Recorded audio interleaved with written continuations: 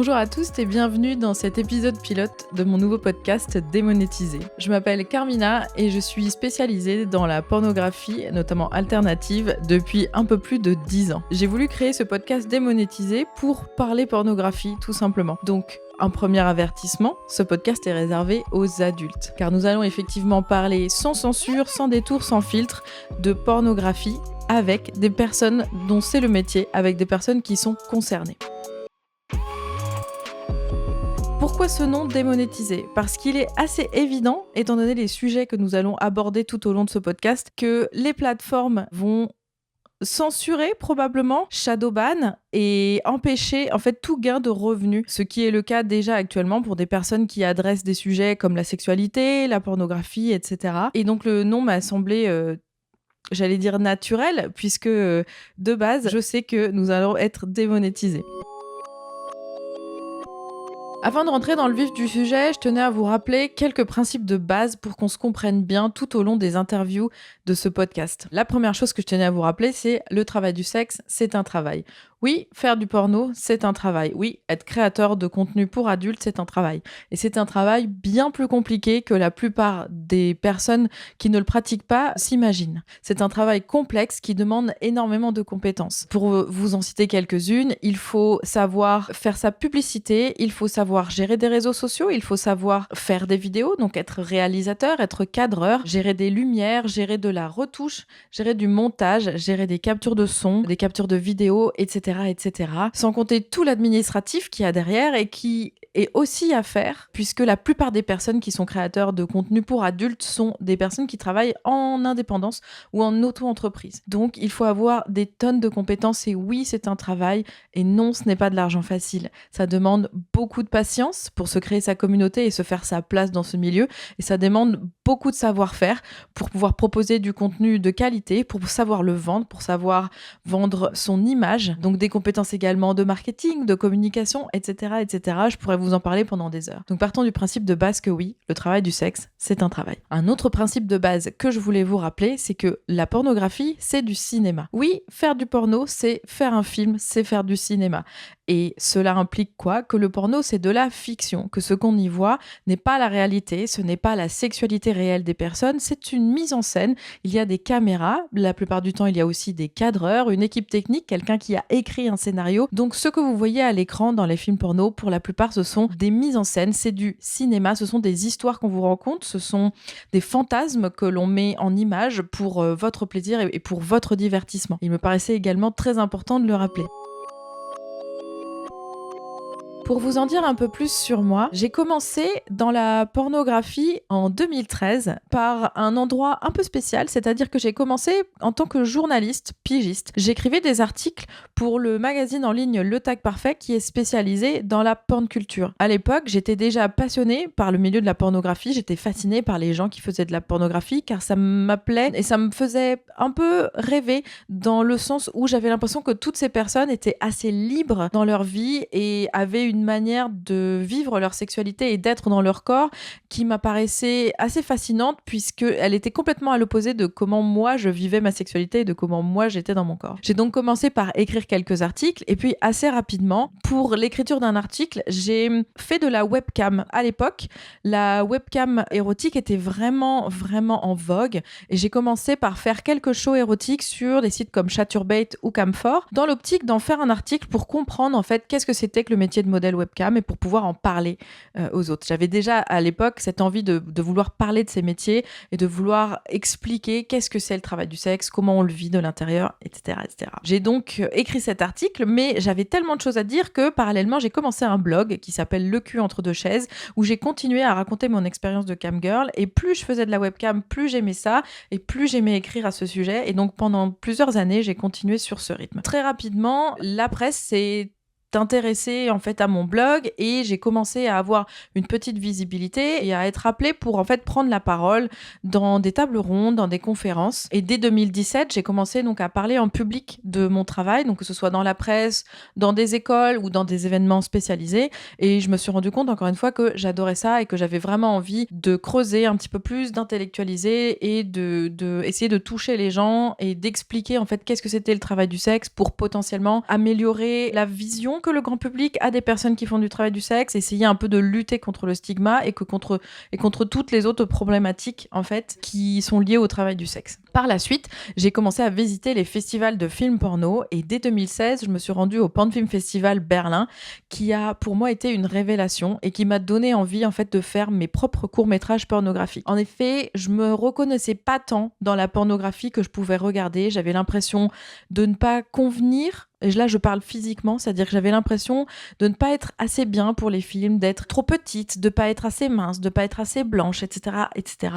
Et je me suis dit, en fait, si je veux faire ma place dans le porno, il faut que je la crée moi-même. Et c'est ce qui m'a donné envie de commencer à faire mes propres courts-métrages pornographiques. Et j'ai donc créé mon studio de pornographie alternative en 2019, Carré Rose Film, où je produis, je réalise et je performe dans des courts-métrages avec pas mal de personnes du milieu, avec des amis, avec d'autres performeurs. Et en 2021, j'ai commencé à produire et à réaliser un documentaire avec l'aide de Prune, donc ma co-réalisatrice sur ce projet, qui s'appelle Télétravail du sexe, où encore une fois, on avait envie en fait de donner la parole, de lutter contre le stigma et de en fait prendre la parole en tant que concerné. Et faire ce documentaire, ça m'a rappelé que c'était vraiment en fait ce qui me nourrissait et ce qui m'habitait depuis le début. Et c'est pourquoi j'ai voulu aujourd'hui faire ce podcast démonétisé. C'est pour ça que je vous raconte tout ça, pour que vous compreniez que je parle en tant que concernée et que depuis plus de 10 ans, en fait, ce qui m'intéresse, c'est de porter la parole des personnes qui font du travail du sexe pour aider à lutter contre le stigma, pour essayer de parler des choses intelligemment, pour faire comprendre aux gens que oui, c'est un travail, que oui, le porno, c'est du cinéma. Et que, en fait, on peut tout à fait s'épanouir dans cette vie, mais qu'on a aussi des difficultés. En fait, parler de tous les sujets de manière très libre, très posée. Et j'espère que ça va vous intéresser. Alors, à quoi vous attendre dans ce podcast ? Je vais interviewer et donner la parole à des personnes qui sont créateurs ou créatrices de contenu pour adultes. Qu'est-ce que ça signifie aujourd'hui être créateur ou créatrice de contenu pour adultes ? Eh bien, c'est, on va dire, la nouvelle dénomination de ce qu'on pouvait appeler avant acteur ou actrice porno, ce qui a aussi été appelé pendant quelques temps ardeur, ardeuse, puis ensuite performeur, performeuse porno. Et avec, on va dire, cette histoire de censure dont je vous parlais, aujourd'hui, maintenant, on dit créateur de contenu pour adultes, pour un peu édulcorer la dénomination. Or, en fait, il s'agit bien de la même chose que l'on fait, c'est prendre des photos et faire des vidéos à caractère pornographique et les vendre ensuite. La différence étant qu'aujourd'hui, avec les plateformes, la création de contenu et la vente de contenu est beaucoup plus indépendante et chacune peut, du jour au lendemain, se créer un compte sur une plateforme telle OnlyFans, Mime et autres, et se lancer en tant que créateur de contenu pour adultes. Je vous ai parlé un petit peu de censure et de shadowban. Pour celles et ceux qui ne savent pas de quoi il s'agit, le shadowban est une conséquence d'un certain conservatisme et d'un certain puritanisme qui arrive de plus en plus dans nos sociétés et qui s'est tout d'abord affiché très clairement sur les réseaux sociaux. Le shadowban, c'est une manière pour les algorithmes des réseaux sociaux de masquer et censurer sans supprimer les contenus. Je m'explique. Si vous postez une photo de, on va dire, allez, un animal très internetable, le chat, vous postez une photo de chat, elle va être vue par beaucoup de personnes, notamment par les personnes qui aiment les chats, et ça va donner un certain poids à votre image, ça va porter votre image loin sur les réseaux sociaux. Or, depuis quelques années, poster du contenu qui soit un tant soit peu dénudé, un tant soit peu érotique, ou en tout cas poster un contenu quel qu'il soit depuis un compte qui est identifié comme un peu adulte, un peu érotique, va faire que l'algorithme va montrer votre image à personne en fait. Il ne va pas la supprimer, il ne va pas la bannir, mais juste il ne va pas la montrer, il ne va pas la pousser et pas la mettre en avant. C'est ce qu'on appelle le shadowban et c'est ce que subissent de plus en plus de créateurs, créatrices de contenu pour adultes. Et il faut savoir que il ne s'agit pas uniquement de quand elles postent des contenus, on va dire dénudés, puisque maintenant même un selfie, une photo habillée peut subir ce même shadowban si votre compte Instagram, par exemple, est identifié comme contenu adulte. Une autre forme de censure est ce dont je vous parlais tout à l'heure, la démonétisation. En fait, les plateformes sont souvent des endroits où on peut être rémunéré au nombre de vues pour nos contenus. Ça va être le cas, par exemple, de YouTube. YouTube va proposer des publicités aux spectateurs et va vous donner une part des revenus publicitaires que la plateforme touche.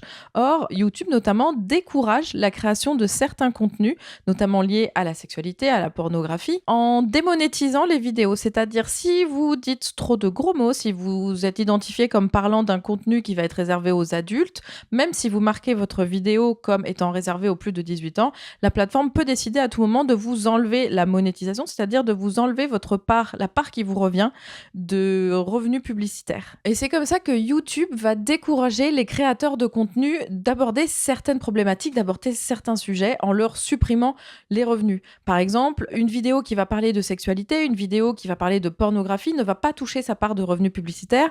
Et vous vous en doutez, travailler en n'ayant pas de salaire, forcément, ça donne beaucoup moins envie.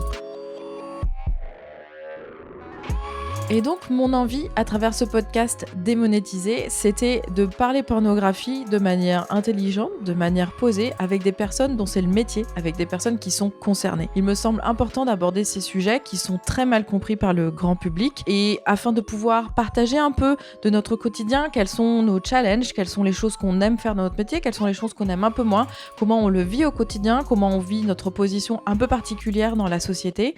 Et je vais donc recevoir des personnes dont c'est le métier pour pouvoir parler entre concernés de tous ces sujets qui, j'espère, vous intéresseront et vous passionneront autant que c'est mon cas. Je vous demanderai donc de vous abonner, de nous suivre sur les réseaux sociaux et je vous dis à très bientôt pour notre première invité sur le podcast Démonétisé.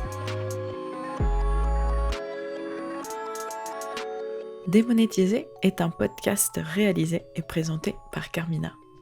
À la post-prod, Sirley et Carmina. Au design, Flynn Salazar, avec nos chaleureux remerciements pour Benjamin Septem Ours. Une production avec les doigts.